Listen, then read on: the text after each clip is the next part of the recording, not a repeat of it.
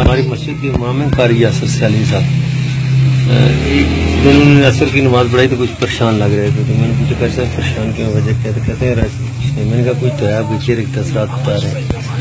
تو انہوں نے کہا کہ میرے بھائی ہے 37-38 سال عمر ہے، تو اس کی دونوں آنکھوں کی نظر چلی گئی ہے.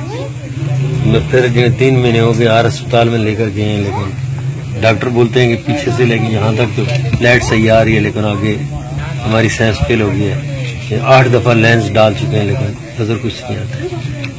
میں نے کہا ابھی میری کیا ڈیوٹی ہے؟ کہتے ہیں غازی صاحب سے ملنے جائیں دعا کریں. میں جمعرات کو پھر گیا ملنے کے لیے غازی صاحب کو. جاتے ہوئے میں ٹافیوں کا ڈبہ لے گیا.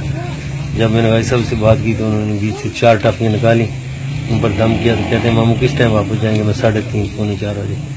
قاری صاحب کو بولیں گے عصر پڑھانے سے پہلے گھر چلے جائیں گے. بھائی کو بولیں گے اس پر درود شریف والصلاۃ والسلام علیہ یہ پڑھ کے ٹافی کھا لیں. دوسری رات 10 بجے کھا لیں.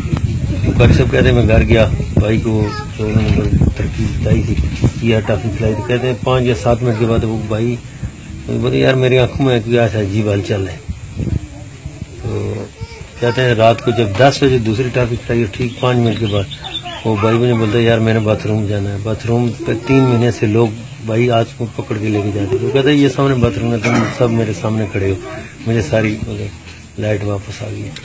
الحمدللہ ان کے زبان کا ایک لفظ اور ان کی استعمال کی ایک چیز، یہ خبیث جو ٹی وی پر بیٹھ کے باتیں کرتے ہیں نا کہ غازی کو انہوں نے پیر بناتے، کاش وہ اس کی ایک جھلک دیکھ لیتے تو ان کو پتہ چل رہا ہے یہ تو پیروں کا پیر ہے. بے شک بے شک بے شک یہ واقعہ ہوا.